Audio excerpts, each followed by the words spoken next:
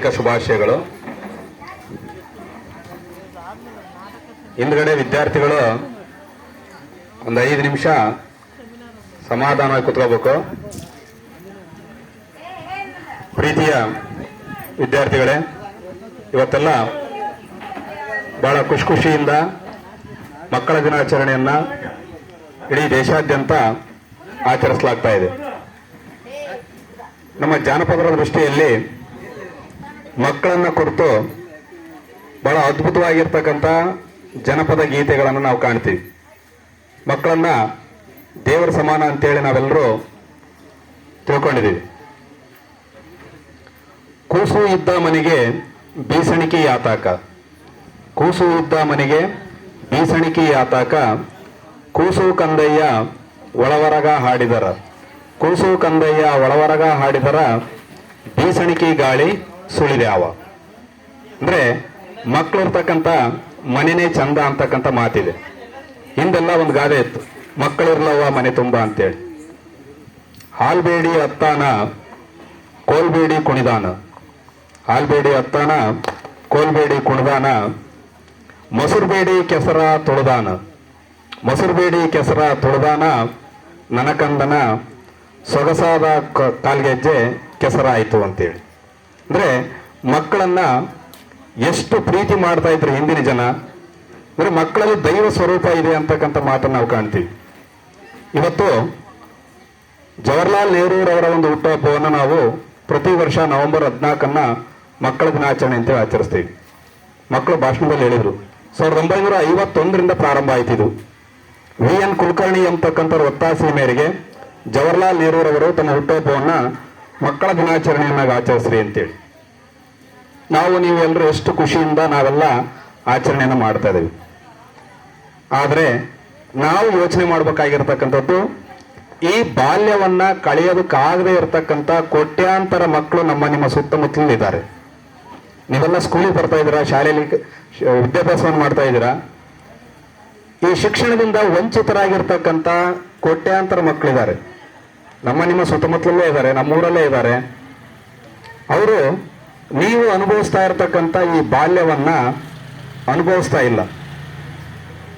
ಯಾಕೆಂದ್ರೆ ಜೀವನದಲ್ಲಿ ನಾವು ನೆನಪಿಟ್ಕೊಳ್ತಕ್ಕಂಥ ಕ್ಷಣಗಳು ಅಂದ್ರೆ ನಮ್ಮ ಬಾಲ್ಯ.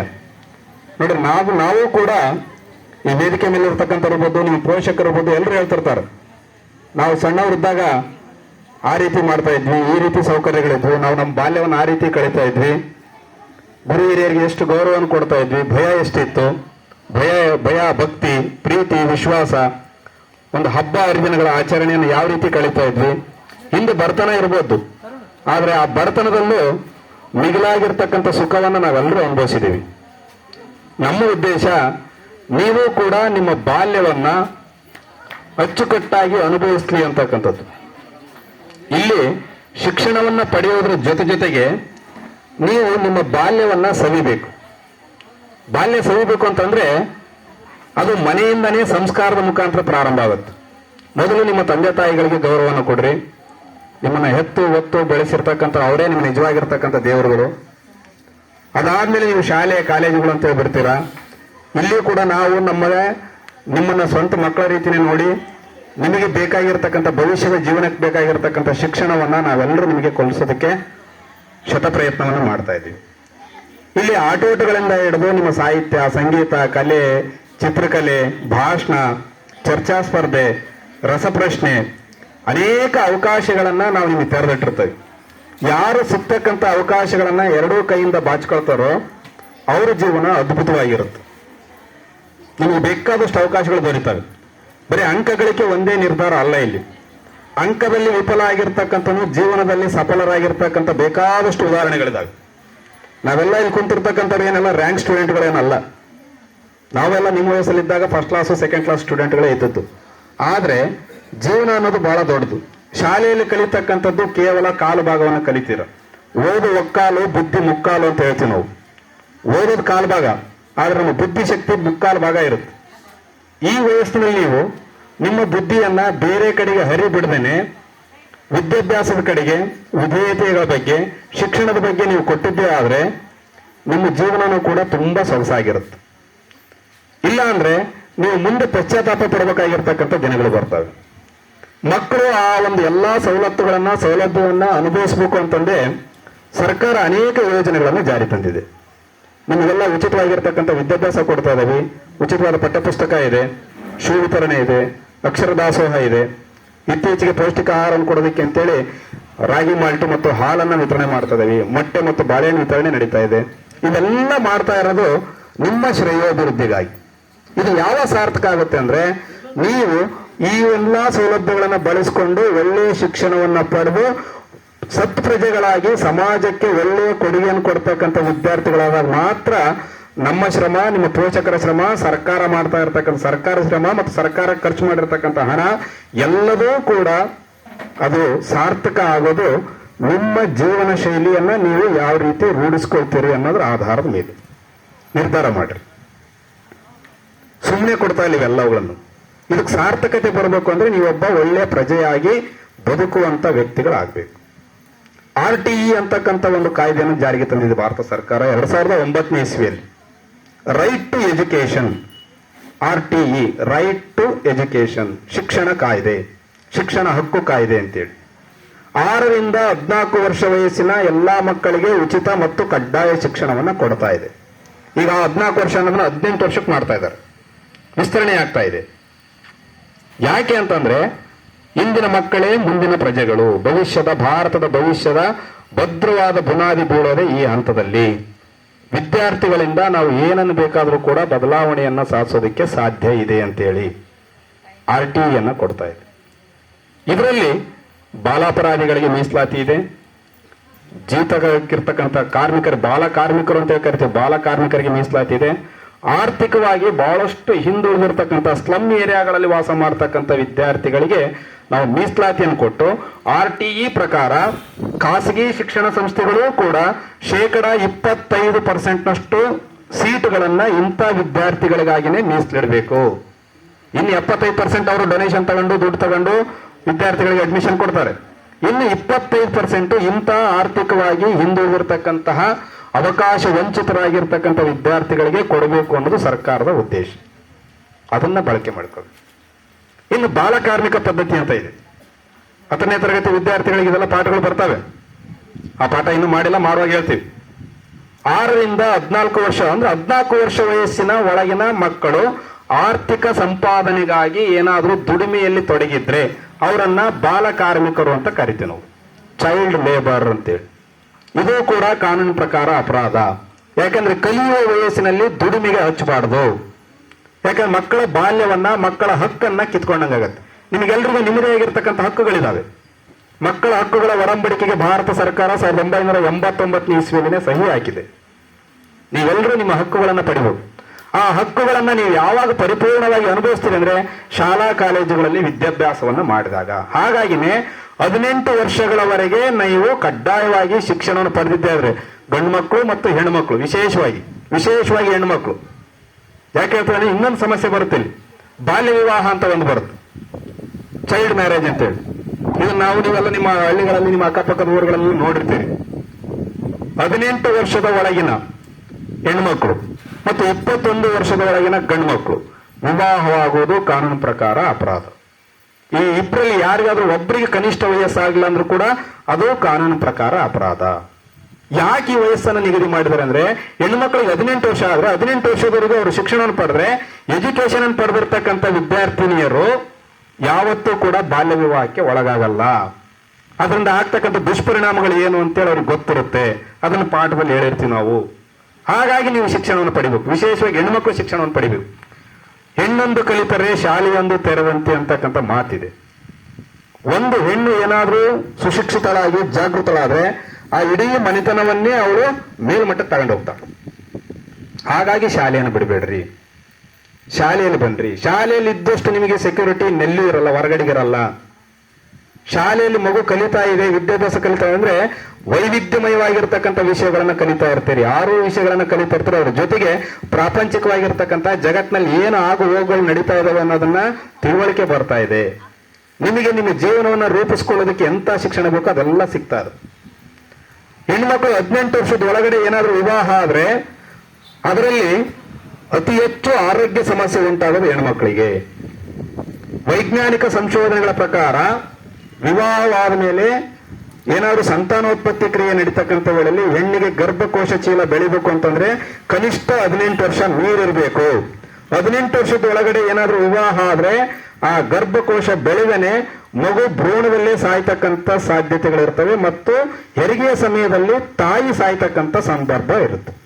ಮಾತೃ ಮರಣ ಮತ್ತು ಶಿಶು ಮರಣ ಎರಡೂ ಉಂಟಾಗ್ತವೆ. ಯಾಕಂದ್ರೆ ದೇಹ ಅದಕ್ಕೆ ಅಣಿಯಾಗಬೇಕು. ಹಾಗಾಗಿ ಬಾಲ್ಯ ವಿವಾಹನೂ ಕೂಡ ಕಾನೂನು ಪ್ರಕಾರ ಅಪರಾಧ. ನೀವು ಎಲ್ಲರೂ ಸೇರಿ ಬಾಲ್ಯ ವಿವಾಹನ ತಡೆಗಟ್ಟಬೇಕು. 47 ಹಂತದ ವಿವಿಧ ಅಧಿಕಾರಿಗಳನ್ನ ಸರ್ಕಾರ ನೇಮಕ ಮಾಡಿದೆ ಬಾಲ್ಯ ವಿವಾಹವನ್ನ ನಿಷೇಧ ಮಾಡಬೇಕು. ಅದರಲ್ಲಿ ನಾವುಗಳು ಸೇರಿದಂತೆ ನಿಮ್ಮ ಸ್ಥಳೀಯ ಮಟ್ಟದಲ್ಲಿರ್ತಕ್ಕಂಥ ಪಂಚಾಯತಿಯವರು, ಪ್ರೈಮರಿ ಶಾಲೆ, ಹೈಸ್ಕೂಲ್ ಶಾಲೆ, ಹೆಡ್ ಮಾಸ್ಟರ್ಗಳು, ಶಿಕ್ಷಕರುಗಳು, ಆಶಾ ಕಾರ್ಯಕರ್ತರು, ಆರೋಗ್ಯ ಸಹಾಯಕರು, ತಹಸೀಲ್ದಾರರು, DC, ಮುಖ್ಯಮಂತ್ರಿಯವರಿಗೂ ಕೂಡ ಈ ಹಂತದ ಅಧಿಕಾರಿಗಳಿದ್ದಾರೆ. ನಿಮಗೆಲ್ಲ ಗೊತ್ತಿರಬೇಕು. ನಿಮಗಾಗಿನೇ ಒಂದು ಸಹಾಯವಾಣಿಯನ್ನು ತೆರೆದಿದೆ ಸರ್ಕಾರ. ಮಕ್ಕಳ ಸಹಾಯವಾಣಿ ಎಷ್ಟು? 1098.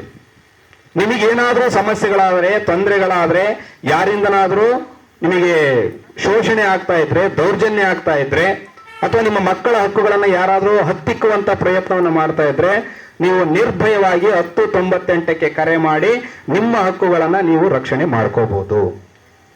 ಎಲ್ಲೋ ಬಾಲ್ಯ ವಿವಾಹ ನಡೀತಾ ಇದೆ, ಅದು ವಿಚಾರ ನಿಮಗೆ ಗೊತ್ತಾಯ್ತು ಅಂತಂದಾಗ ಅದನ್ನ 1098 ಕರೆಯನ್ನು ಮಾಡಿ ನಿಮ್ಮ ಹೆಸರನ್ನು ಕೂಡ ಅಲ್ಲಿ ಗೌಪ್ಯವಾಗಿಡುತ್ತೆ. ಹೆಸರನ್ನು ಬಹಿರಂಗಪಡಿಸಲ್ಲ. ಉದ್ದೇಶ ಏನು? ನಿಮಗೆ ತೊಂದರೆ ಆಗಬಾರ್ದು ಅಂತೇಳಿ ಇಷ್ಟೆಲ್ಲ ಸೌಕರ್ಯಗಳನ್ನ ಕೊಡ್ತಾ ಇದೆ ಸರ್ಕಾರ. ಬಾಲ ಕಾರ್ಮಿಕ ಪದ್ಧತಿಯನ್ನು ತಡೆಗಟ್ತಾ ಇದೆ. 1986ರಲ್ಲಿನೇ ಬಾಲ ಕಾರ್ಮಿಕ ನಿಷೇಧ ಕಾಯ್ದೆ ಜಾರಿಗೆ ಬಂದಿದೆ. ಬಾಲ ಕಾರ್ಮಿಕತೆಯಲ್ಲಿ ಯಾರಾದ್ರೂ ತೊಡಗಿದ್ರೆ ಆ ಓನರ್ಗಳಿಗೆ 20,000 ರೂಪಾಯಿ ದಂಡ ಹಾಕುತ್ತೆ ಸರ್ಕಾರ.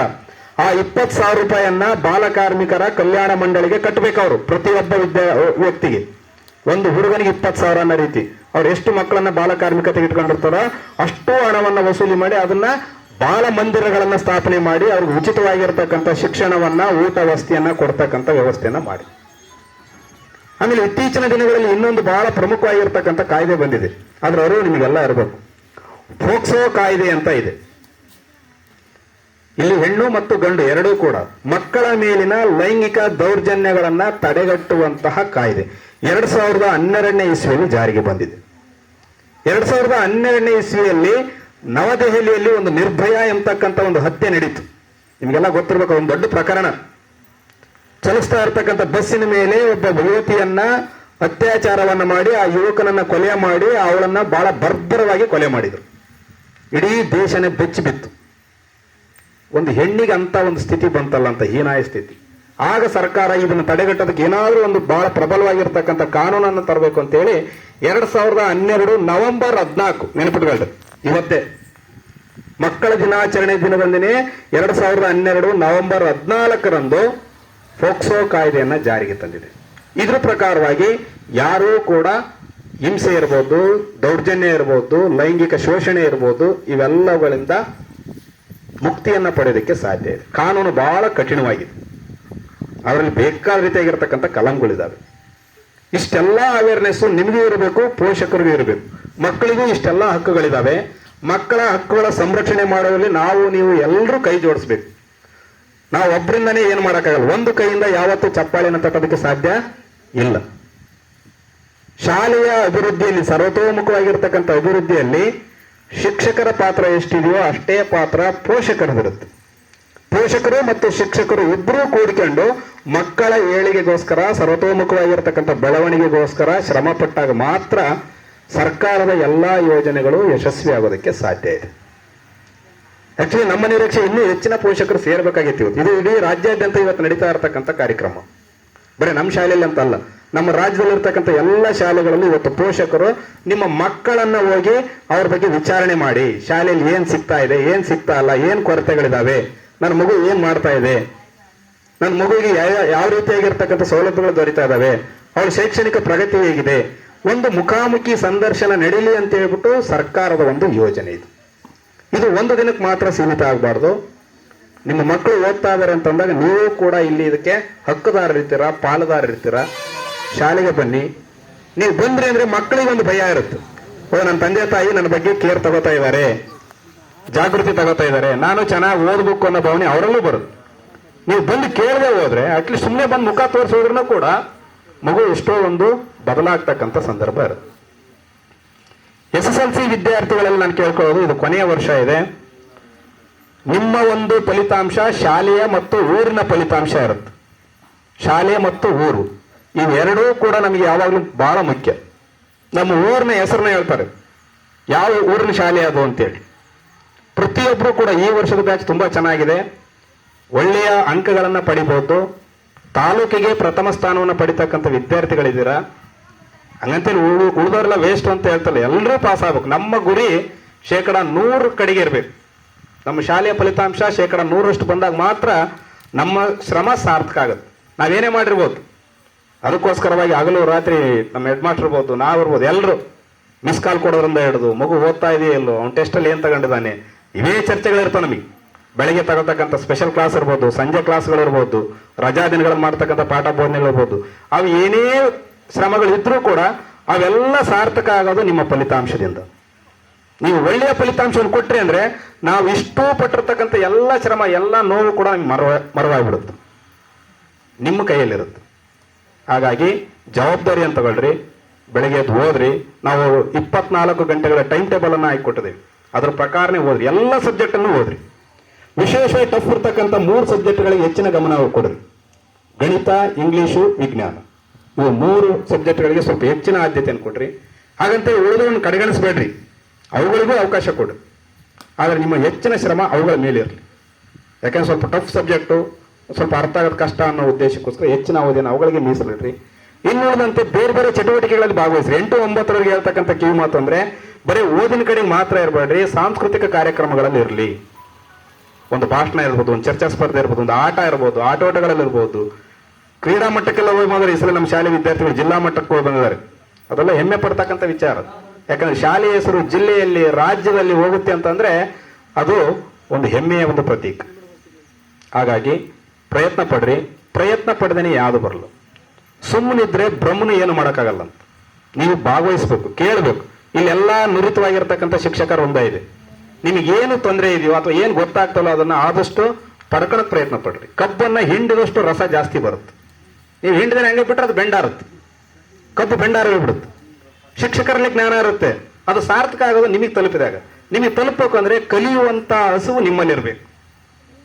ಅದಕ್ಕೆ ವಿಧೇಯತೆ ಇರಬೇಕು, ಶಿಸ್ತು ಇರಬೇಕು, ಸ್ವಚ್ಛತೆ ಇರಬೇಕು. ನಾನು ಪೋಷಕರಲ್ಲಿ ಅದೊಂದು ಹೇಳ್ತೀನಿ, ಮಕ್ಕಳಿಗೆ ಜವಾಬ್ದಾರಿಗಳನ್ನ ಹಂಚ್ರಿ. ಮನೆಯಲ್ಲಿ ಕೆಲಸ ಮಾಡಿಸ್ರಿ, ಕೆಲಸ ಮಾಡಿಸ್ಬೇಡ್ರಿ ಅಂತ ಹೇಳಲ್ಲ. ಸಣ್ಣ ಪುಟ್ಟ ಕೆಲಸ ಮಾಡಿಸ್ರಿ. ಮಗು ಕಷ್ಟಪಟ್ಟೆ ಓದ್ಬೇಕು, ಸುಖವಾಗಿ ಓದ್ಬಾರ್ದು. ಶಿಸ್ತು ಕಳಿಸ್ರಿ, ಸ್ವಚ್ಛತೆ ಕಲಿಸ್ರಿ.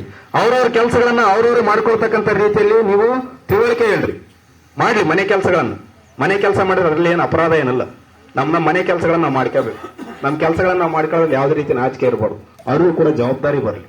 ಆ ಜವಾಬ್ದಾರಿ ಬಂದಾಗ ಮಾತ್ರ ಇವೆಲ್ಲ ಕಾರ್ಯಕ್ರಮಗಳು, ನಾವೆಲ್ಲ ಮಾಡ್ತಕ್ಕಂಥ ಶ್ರಮಗಳು ಸಾರ್ಥಕ ಆಗುತ್ತೆ. ಆ ನಿಟ್ಟಿನಲ್ಲಿ 8 ಮತ್ತು 9ನೇ ತರಗತಿ ವಿದ್ಯಾರ್ಥಿಗಳು ಕೂಡ ಹಿರಿಯರನ್ನ ಮಾರ್ಗದರ್ಶನ ಮಾಡ್ರಿ. ಸಾಧ್ಯವಾದಷ್ಟು ಹಿರಿಯರಿಗೆ ಗೌರವ ಕೊಡೋದನ್ನು ಕಲೀರಿ, ತಂದೆ ತಾಯಿಗೆ ಗೌರವವನ್ನು ಕೊಡ್ರಿ, ಸ್ವಚ್ಛತೆಯನ್ನು ಕಾಪಾಡಿಕೊಡ್ರಿ. ಸ್ವಚ್ಛತೆನೇ ಬಹಳ ಮುಖ್ಯ. ಶಾಲೆಯಲ್ಲಿರ್ಬೋದು, ಮನೆಯಲ್ಲಿರ್ಬೋದು, ಸ್ವಚ್ಛತೆ ಮತ್ತು ಶಿಸ್ತು ನಿಮ್ಮಲ್ಲಿದ್ರೆ ನೀವು ಏನನ್ನು ಬೇಕಾದ್ರೂ ಕೂಡ ಸಾಧಿಸಬಹುದು. ಆ ನಿಟ್ಟಿನಲ್ಲಿ ಈ ಎಲ್ಲಾ ಒಂದು ಪ್ರಯತ್ನಗಳು ನಿಮ್ಮ ಕಡೆಯಿಂದ ಮೂಡಿ ಬರಲಿ. ಇಷ್ಟು ಮಾತಾಡೋಕೆ ಅವಕಾಶ ಮಾಡಿಕೊಟ್ಟಿರ್ತಕ್ಕಂಥ ಎಲ್ರಿಗೂ ಅನಿಸಿ ನನ್ನ ಮಾತನ್ನು ಮುಗಿಸ್ತಾ ಇದ್ದೀನಿ. ಜೈ ಹಿಂದ್.